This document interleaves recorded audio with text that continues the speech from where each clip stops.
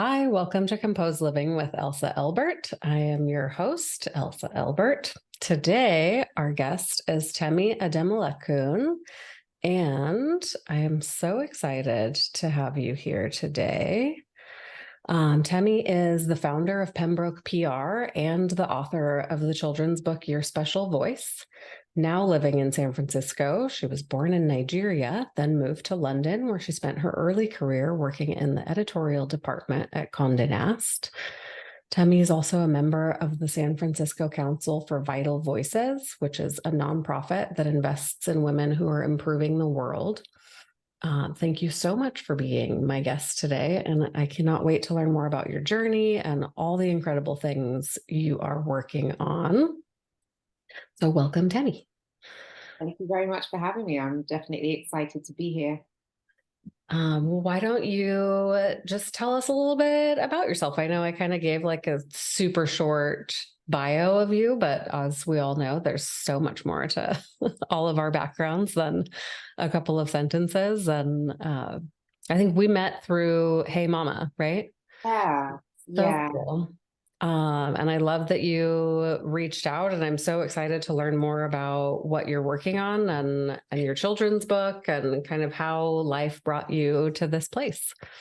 Yeah, thank you for that. It's a fun question to be asked because it really makes you think like what are the important like pivot points that lead you to where you are today. So as you rightly said, born in Nigeria, grew up in London for the most part, England, and then moved over to San Francisco in my 20s. And it's interesting because I never necessarily thought I'd live in America just because it just wasn't really on my radar. But I met my boyfriend, who's now my husband. And our choice was San Francisco or New York. I felt New York was too similar to London. So I was like, let's try out this California thing. And San Francisco being Northern California is different to the idea I had in my head. But we've fallen in love with it. And I really can't see a better place to live. I mean, who knows what the future holds, but I am very happy here. I I love think San Francisco. I started college in Santa Cruz, so south, very, very South Bay area. And I just love the climate in Northern California. I'm like done with sunshine. I think I've lived in Southern California for too long. But San Francisco is such an interesting city with so much history and so much architectural beauty. And you're right, a very different vibe from like the Malibu beach town kind of atmosphere. So yeah, San Francisco cool. is one of those cities that's like an onion in the sense that it has so many different layers. And Yeah, see what you find depends on where you choose to peel. totally. I think that's why I've really held our interest for this long. And then also like when you look at the region, there's so much like within easy access. My son and my husband both snowboard, and Tahoe's a 3 hour drive. You've got Yeah. Wine Country, which is an hour and a half away. You've got the beautiful like rocky beaches of Bodega Bay. So I think we're really lucky with where we live and just how life has ended up for us.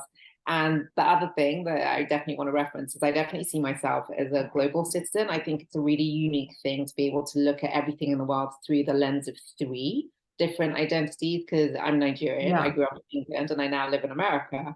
So I always look at everything through the lens of those three different things, which I think really informs a lot of my decision making, my thought processes, and gives me a really different perspective. And I think quite often it gives me a lot more empathy for a broader range of people than other people might have, just because it's a lived experience in so many different arenas. I've always been an avid reader, and I'm also a very enthusiastic person. So when I find something that I love, I think everyone should know about it. So obviously the natural progression was to end up in PR. I started out, well, I actually did law undergrad, because I really love reading, and there's a lot of reading in law, and like, forming like really structured arguments was something I really enjoyed doing, the writing. So I did law, which I love, but I realized quite quickly I didn't want to be a lawyer. So that's when I went into Condé Nast on a graduate recruitment program, which was really good fun because they actually bounce you around on different titles. So you're at a different title for like 6 months. Oh, wow. I think. Yeah, so that was a really fun experience to have in London. And through that job, I interacted a lot with PR people, and I was like, oh, that seems like a really fun thing to do. So that was my introduction into PR. And while I was working in PR, I did a course in handbag design at the fashion school, Central St. Martin. So then I set up a handbag company. So I had that for a few Wow. years. And I was still doing that when we moved to San Francisco. But I realized as much as I loved it, I'm a very social person. So I just needed to be around people. So I went into a job for a restaurant group managing their communications as director of communications, did that for 4 years. And we went from one restaurant to four. So it was a really fun job. Was that in San Francisco or still in London? In San No, Fran. in San Francisco. And then I left to set up my own agency when I was pregnant with our son. I figured it was a good time to give it a go. If it works out well, great. I've got the built-in flexibility and agency to just manage my own time in my own direction. And if it didn't work out, I'd go back into a job. And luckily for me, it worked out. Wow. So how long has that been now? 10 years. Oh, wow. Congrats. That's so exciting. It's a big undertaking to be pregnant and also starting a new business.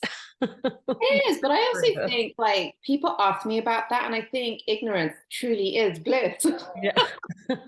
When you don't know what you're getting into, it's a lot easier to get into it than I just think I just didn't necessarily know what I was getting into. But and I also think we got really lucky. Our son was quite an easy baby. And so to be honest, I'd take him to meetings with me. And like two of the people I had meetings with really early on, like when they see him now, they still remember that he came with me to meetings, like one editor, one client.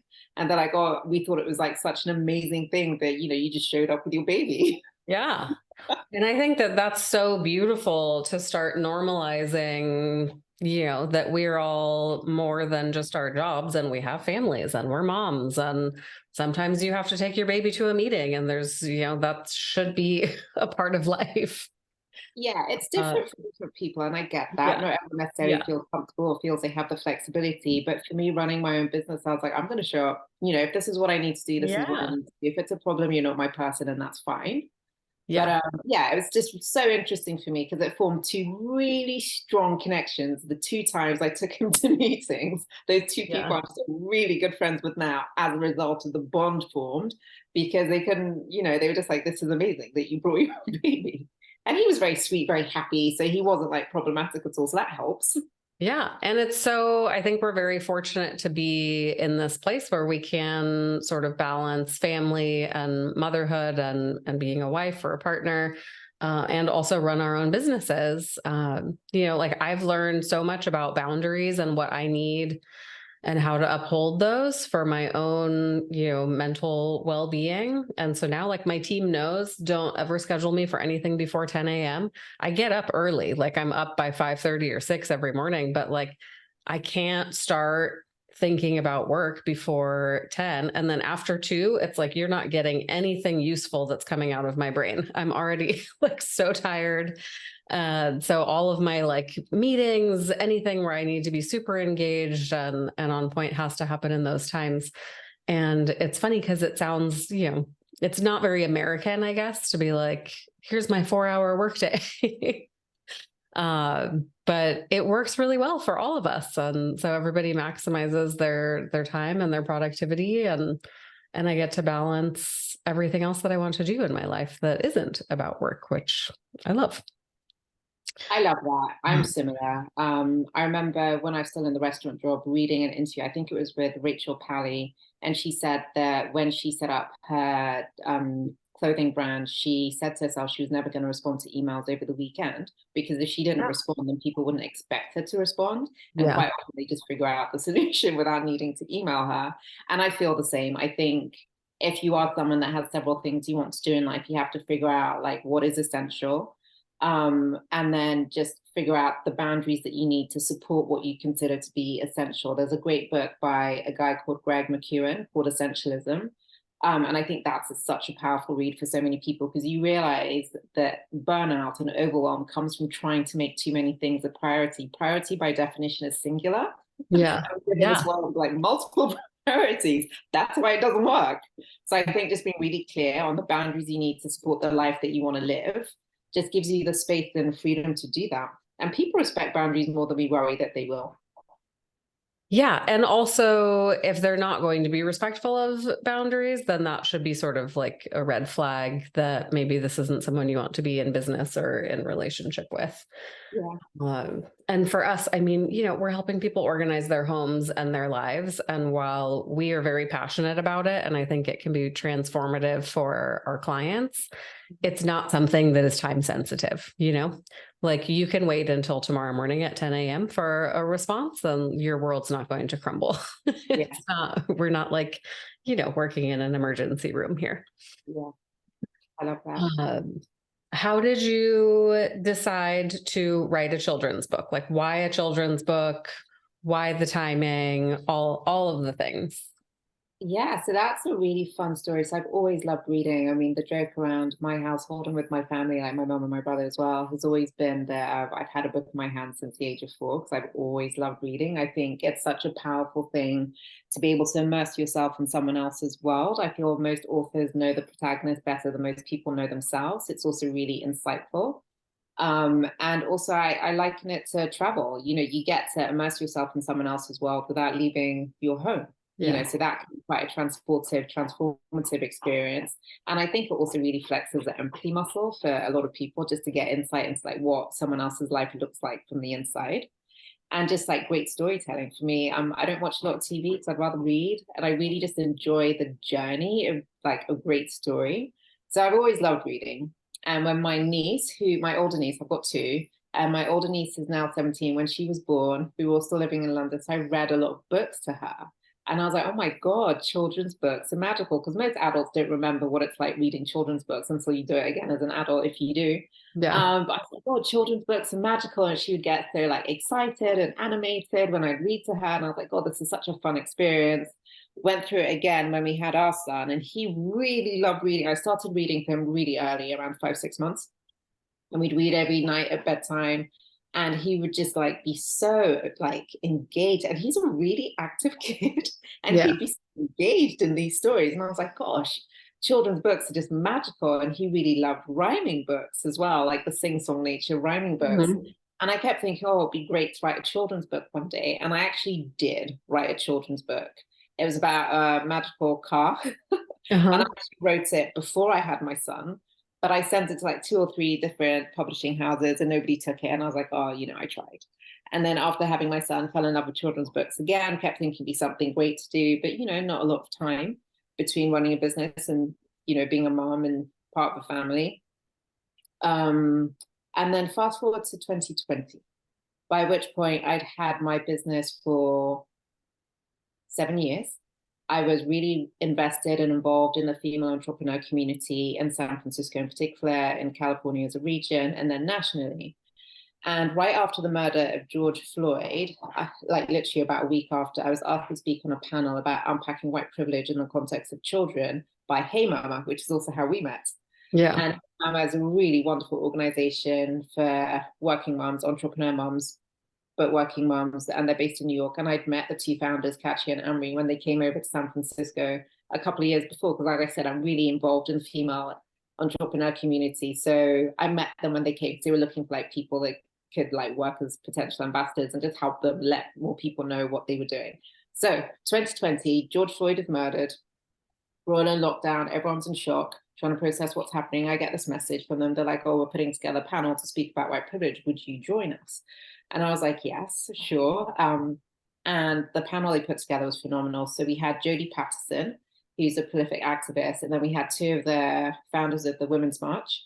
And then we had a woman called Lucy that was running for Inspector General of New York at the time. And she was the moderator. And the panel was just like, as you can imagine, with the lineup that I mentioned. And they were also looking for like a regular everyday mom. So that was me. Yeah. And the panel was just like pure fire. And we ended up having about 2,000 people tune in, which none of us expected, Wow. but it was so many people. It's just the power of like content and timing. And there was a story in particular I told about a child in a gym asking me if I worked there and how the mom didn't respond. And so I stepped in to respond to the child, because there's so much implicit bias in a situation. Well, not even implicit, there's so much explicit bias in a situation like that. And the point I made that really resonated with so many people was you have to correct children as and when these things are happening. A 5-year-old, because the girl looks around 5 years old, she's not going to remember what you're talking about in a week. Yeah. You've lost the window of opportunity. And Jodie said something really powerful, that it's dose and frequency according to age. So when you're dealing with young children, you have to have the conversations on a more regular basis, but keep the dose really small. So that really resonated with people. And I remember the chat box just like exploding. And Lucy was like, Temi, don't try and follow the comments in the chat because there's just too many after you shared that story. And then I was asked to write a piece for Mother magazine about raising a Black son in America. And that ended up going viral. As I mentioned, I have a law degree, so I've always been interested. And actually, a big part of the reason I've always been so interested in how the legal process works, because there was a time, I think I was about 14, myself and my older brother, he's 3 years older than me, we were literally directly in front of our house in London, central London, nice neighborhood. And we were like literally standing in front of our front door, and police stopped us to ask us what we were doing in that neighborhood. And I was like, what? So yeah, it just kind of created this strong interest in like social justice really early. And I wrote about that in my piece for Mother magazine, and just the differences between the police force in the UK and the police force in America, being the police force in the UK are routinely armed and undertrained. And that creates a completely different trajectory with the number of people that end up being shot and killed by the police in America. And then I got asked to write a piece for a really popular lifestyle blog called Cupcakes and Cashmere. And I chose to write about the importance of Black protagonists in books for children. And my point was, you can't just talk to children about race when it's an issue like MLK or slavery. Yeah. You need to talk about race in an everyday normal context and start really early. That way it's never like a foreign thing for children, and it's something that they've always seen. And this is also why representation at every single level matters. That went viral. And then I got a call from ABC. And for me, this was also like interesting because as a PR person, I did not. Yeah. But it's such a natural progression on a topic that people are clearly very interested in and wanting more information and more content. And the timing sounds like it was divine. It was all perfectly lined up. It was. And then I got a call from ABC to join Reggie on the Lunchtime News, and he's fantastic. So I had a really great conversation with him.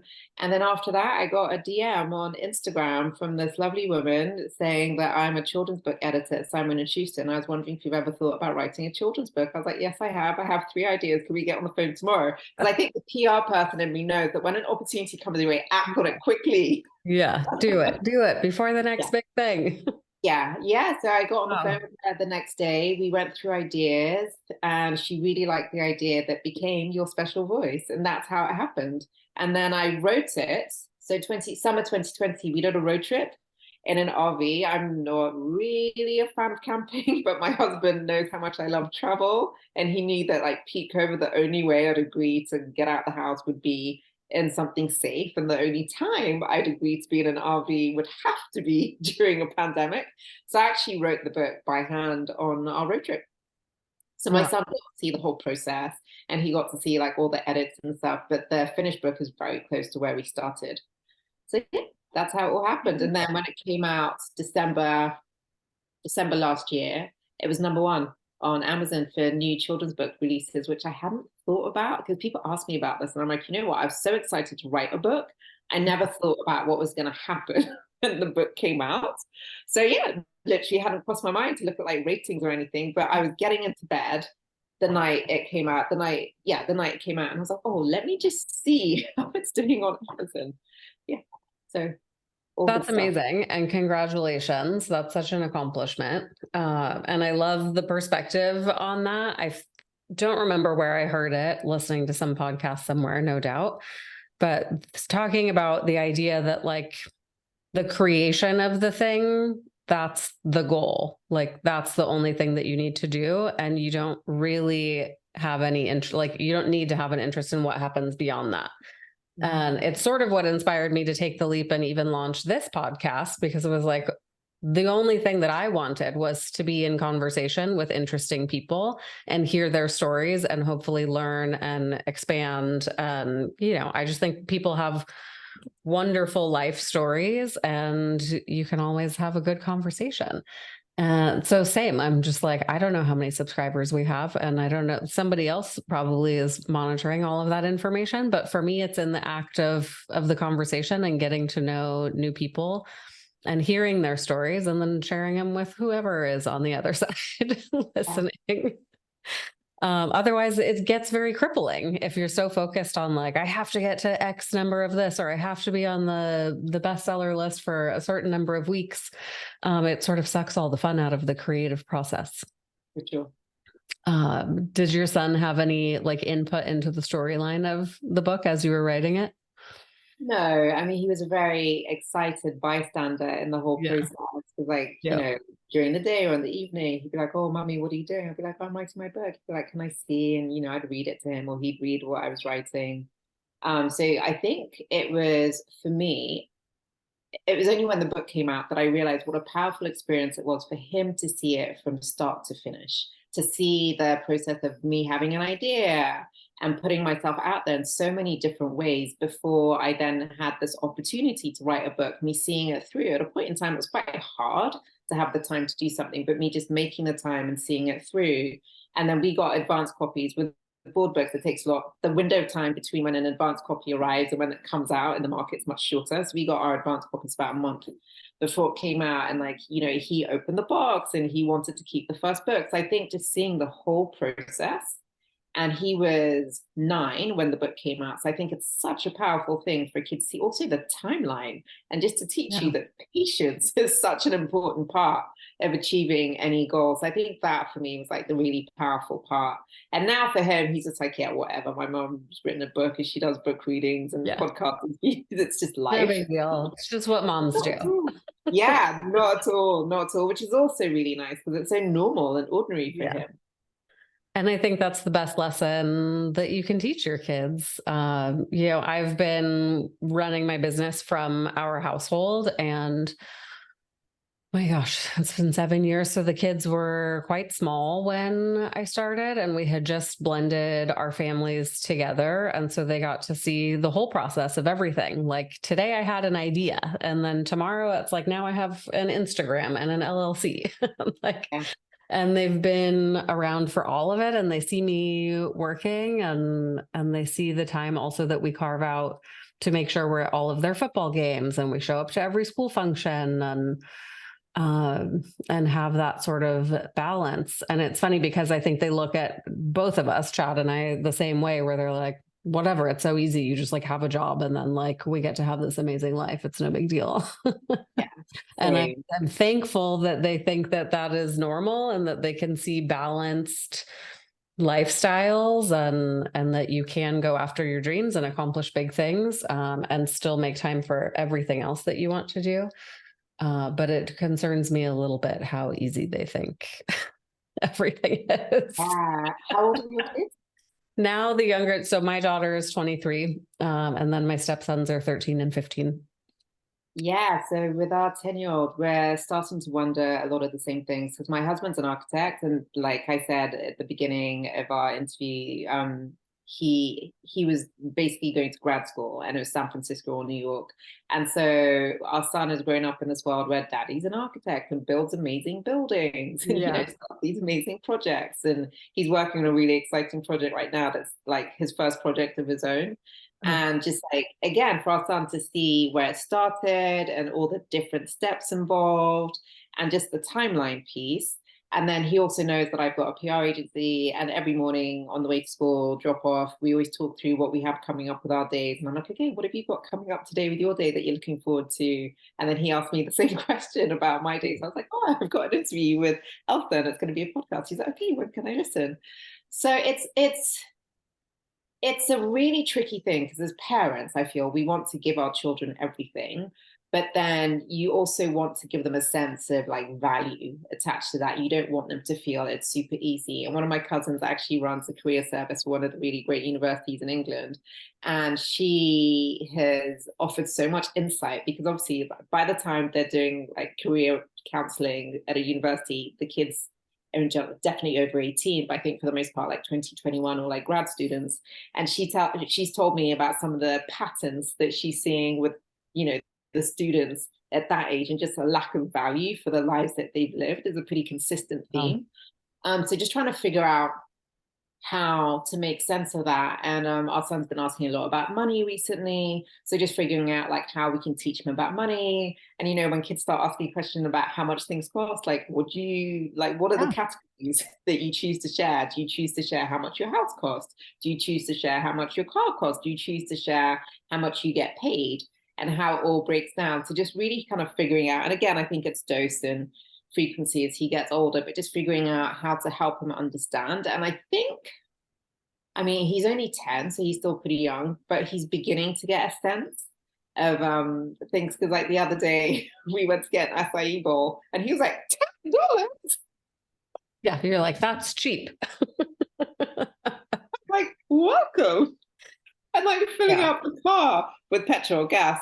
He was like, oh my God, gas is so expensive. And I was like, welcome. So I'm hopeful that just these like moments of like perspective are helpful as he starts, because like every now and then he'll be like, oh, being an adult's really expensive, isn't it? I'm like, yeah, you kind of figure out what you want, and you figure out what your essential items are, and just how to pay for things. That's why you can't always do everything straight away. You have to kind of figure out what you want now, and what you're going to wait for, and what you're going to save up for. And like yesterday we were talking about saving, spending, donating, investing, and I was saying to him, I wish someone had taught me that when I was 10. It's alarming that we don't our kids. I mean, my parents did a good job of talking to us about money and budgeting and sort of like learning basic life skills. But it should be coursework, like mandatory coursework all through our formative years, like how do you invest for your future? What is, real talk about money? And it's such a balance, because I see, the abundance in the world. And then I see there's so much also of like the scarcity mindset. And I don't want to raise kids that are like, you got to find that happy medium. I don't want them to be terrified that they're not going to have enough. And I also don't want them to just think like everything just arrives and it's always fine. I mean, I guess maybe I should want that for them, but I kind of, I think a little bit of a struggle gives you some character and empathy for other people. And so that's tricky. I think we go out of our way to make sure our kids don't have the same struggles that we had growing up. But then it also takes away their opportunity to become strong and independent people. And so that it's a tricky balance. They seem to be fairly well adjusted so far, but our youngest one came to us and he was like, hey, I want this Lego set. Can you buy it for me? And we're like, how much is it? And he's like, $850. And I was like, that's how much my first car cost. Like, we're absolutely not buying you this Lego set, but I would be happy to provide you with a list of chores and an associated dollar value, and then you can buy it. And I was like, forget tax. Tax is going to add another, Yeah, we're teaching our son. And he did it. You know what? Truly, like, he's still working on it. He's had this thing since January. He saved up until he had enough money. And every birthday, every holiday, he was like, I don't want anything. Just give me money. I want to buy my Lego set. And so he'd get like $20 from a grandparent and, $10 from someone else. And then he was so proud to walk into the Lego store and he just had cash in hand. It was like, he was just like a businessman. He just went in. He's like, I want the Millennium Falcon. That's amazing. That's an amazing experience for him to have at an age where he's going to remember it, just like the patience and working, and also the fact that he stayed focused. Yeah. And so we still, it's like, then we'll go into, he is building it on a big table in the garage because this thing is massive. And we'll go in sometimes and we're like, have you even done anything on this in the last week? And he's like, I don't know. I just want to play a video game. And we're like, you worked for so long to get this thing. Yeah. But that's also something good to keep in mind. Sometimes we think we really want something and then you make this big investment and you're like, it was just a passing craze. Yeah. It's interesting. So I'm constantly looking for information from other parents or other people about just like, good advice. I think a lot of us are constantly like seeking out good advice. And I read an interview the other day that was really interesting, that really resonated with me. I think I've actually read it like a couple of times in the past, but it hits differently at different ages. And it was the woman who, I think she's called, I can't remember her name actually, but the woman who's the mother of the founder of 23andMe and also the YouTube founder. And she was saying the biggest problem she sees with parenting today, very similar to what we were just discussing, parents do too much. Mm-hmm. And so as soon as your children are able to do something, you need to let them do that thing. Even if they don't do it perfectly, you need to let them do the thing. And she was saying just like basic stuff around the house, just getting your kids Yeah. to understand that they are part of a team and how it operates within the house. Everyone has to do their bit, getting them to make their bed, getting them to make their breakfast, getting them to like help with the dishes, set the table, and just to keep going and keep letting kids do stuff as they get older. And, also as a parent, to let go of expecting things or wanting things to be perfect and just let the kid. And that's something, because now that our son's 10, it's like beginning a lot more than when he was younger. And just for me, it can be quite challenging to just let him do the thing or encourage him or tell him to do the thing. Because, for most of us, the quicker and easier to do it yourself. It's not going to make a mess. But yeah, so I just thought that was really interesting, because just thinking of the ways in which that shows up in so many different arenas of life. Oh, yeah. And I'm such a big fan of age appropriate chores for kids. That's how Chad and I have raised all three of these kids. One, out of necessity. I was a single mom for a very long time and was like, great, you can feed yourself, feed yourself. Like, I don't care if you're using a spoon or using your hands. And then it was like, you can put your own toys away. If you can take them out, you can put them back in. You can make your bed. It doesn't need to be perfect, but the practice of doing it, of setting up a nice space for you to come back into in the evening. And I read a really beautiful article about how teaching them to do chores for others, like clearing the table, also builds empathy in them. And they don't have a lot of opportunities as children to give to other people. And so you're really helping them to be just nicer, kinder adults, let alone like, take care for their own households, which I do not want to be the parent of someone like you go to their dorm room and they're the disaster. Yeah, absolutely. You just do your own laundry.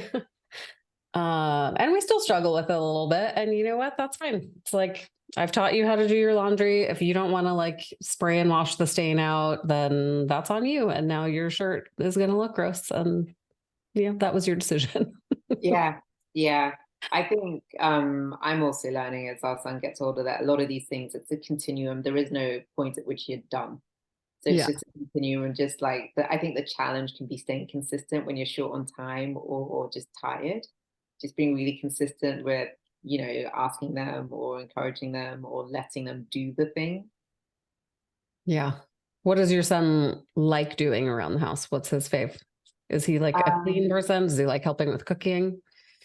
He started showing more of an interest in cooking this year. It's always been there like a little bit with like baking and stuff. But I think this summer we watched MasterChef and he was quite taken by Gordon Ramsay. Yeah. He's hilarious. Yeah. So I think, that definitely triggered. And again, like I said, with all these things, it's different at different ages. I think cooking, he's quite interested in cooking. And at weekends, he likes to make breakfast, because obviously we all have a lot more time at the weekends. So that's pretty sweet to see that as a consistent thing. And then he's really good at taking out the trash. Doesn't need to be asked, doesn't need to be reminded. Amazing. Yeah, setting the table, different degrees of diligence involved with setting the table, but also making his bed. Cool. I mean, those are all very helpful things. Yeah. Our kids, it's funny. My mom was very much like a Martha Stewart kind of a parent. But we had a lot of chores as kids growing up. And I guess we had more time because we didn't have the internet. So lots of free time on our hands. This is why, all three, me and my brothers, we were all avid readers, and my mom would take us to the library 2-3 times a week. Each time I would get 3 books, and then I would be done with them. Like by the time we're going back to the library again. Yeah. And they would have to force me to go to sleep at night. My dad installed like a reading lamp right next to my bed. So they would tuck me in, shut the door, and then I'd be like, whoop, lights back on again. Stay up reading. Yeah. Such a great thing to do. Yeah, it's so nice. But yeah, so we were responsible for food prep, for setting the table, clearing the table, doing the dishes, cleaning the house. We were put to work inside, outside, everywhere. But in hindsight now, I'm so appreciative of all of the lessons that we learned. I know how to set a beautiful table for the holidays, and we don't do that every day. Sometimes we just eat on the couch and we watch a movie together. We're very relaxed, but I like that I can. Yeah. And, and so I'm trying to teach them a little bit of that, of like, at least like, how do you remember where the water glass goes versus, which side is the knife and fork on? So, they're good sports for the most part. I think they like it in small doses.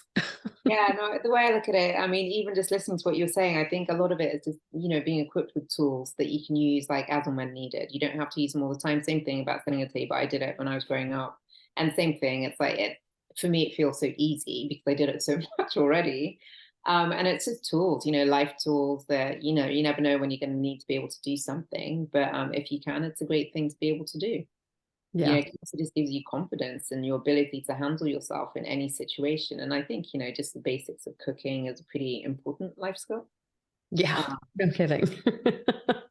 Yeah, so that's a good one to get. Oh, so good.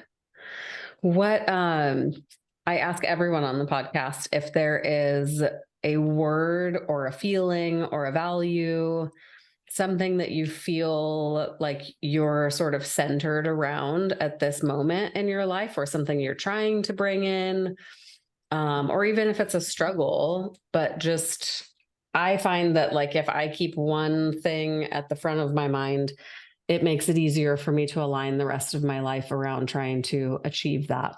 And for a long time, I struggled with not being able to feel present in the moment, and not even really being able to fully like internalize my own accomplishments or my own moments of joy, because I was already like emotionally moved on to the next thing.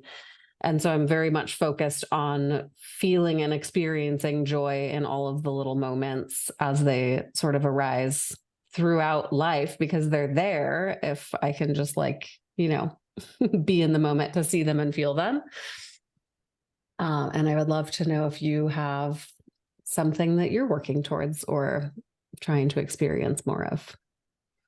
The word that comes to mind for me is intentional. I think similar to what we discussed earlier on, like with boundaries, just being really intentional about how I want to live my life, how I want to spend my time, what I choose to do with my days, what I choose to do with my evenings, how I choose to spend time with my family, how I want to show up in the world as a person, and just being as intent. I mean, obviously, some days, some weeks, some months are better than others. You don't always have like full control of everything that's happening around you, but within the parameters that are available to you, just being intentional as possible about when I do certain things. And I think, just for example, reading in the evening versus scrolling on the internet, I don't use my laptop in the evening, so that kind of helps create boundaries around how I spend my time. Like it's not even in the same room as me in the evening. So that's really helpful just to make sure it's just not something. So I feel a lot of people end up like scrolling on their laptops because it's there. Mm-hmm. I'm a big believer. I think it's James Clear, his book Atomic Habits, where Mm-hmm. he says the things that you want to make a good habit, make them easier to do, Yeah. putting out your gym gear the night before. The things you want to make a harder habit, make them harder to do. And I think it was him or someone else has this example of like a cookie jar in an office. And when the cookies were out on a plate, like Yeah. everyone would eat them, but just having them in a jar with a lid, just Yeah. such a minor One difference. extra step, you Yeah, know?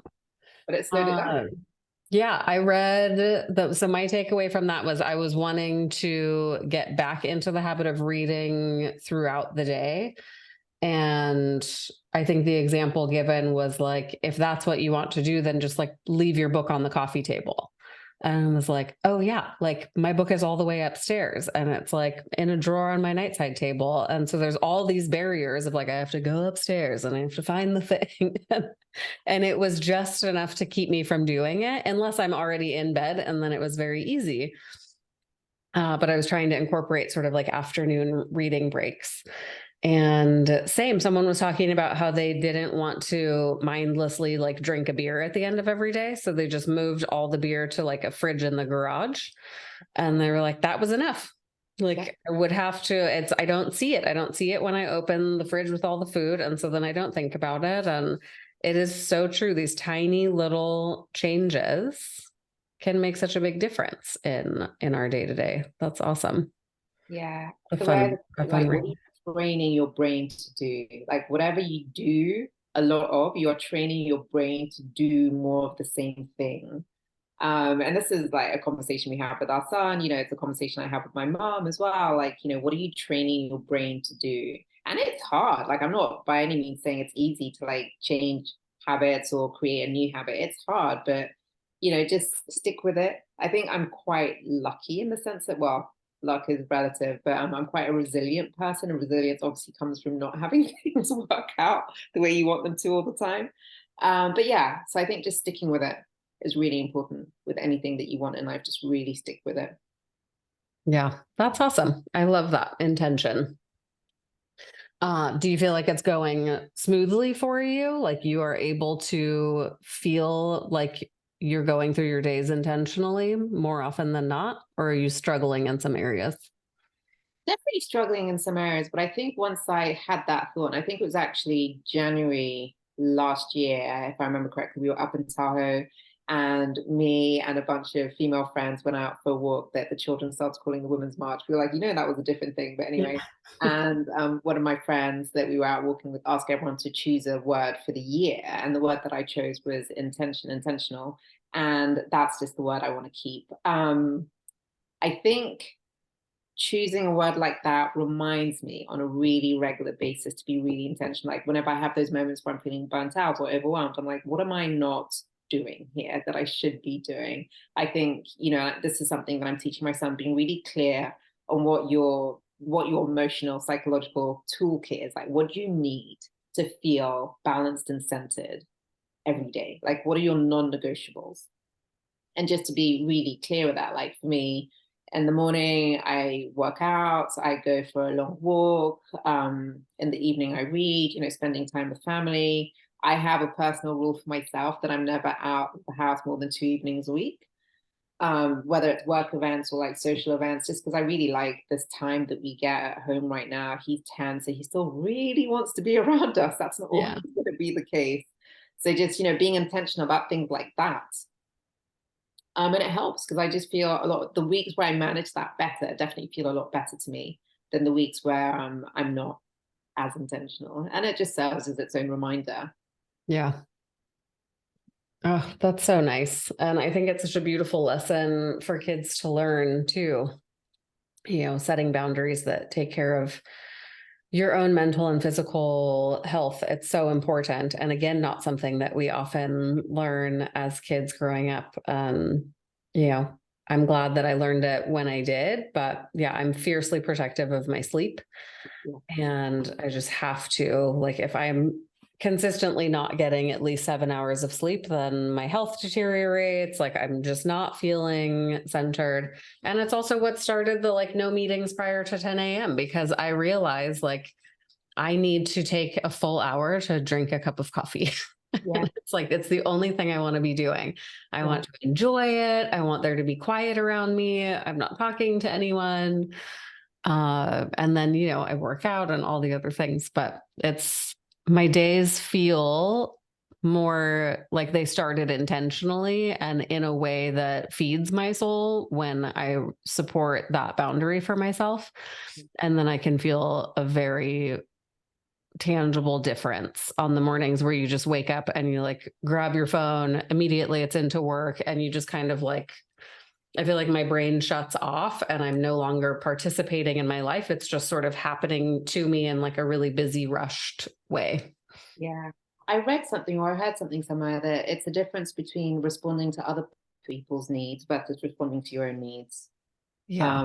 And that really stuck with me as well, because I think as women, mothers, business owners, partners, you spend so much time responding to other people's needs, and you just need to remember to respond to your needs first. If you can carve out time in the morning to do that, that's probably quite a helpful way to start your day on a positive note. Yeah. Oh, that's beautiful. Thank you. Uh, well, thank you so much for being our guest today. I really loved having a conversation with you, and you've such a beautiful life story. And I'm so excited for you and the success of your book and your PR firm. It's also wonderful. I look forward to keeping up with you and seeing what the future holds. Thank you. It's been really nice, like getting to know you, learning about your business as well, and being a guest on your podcast. I've enjoyed this conversation. So thank you for having me. Of course.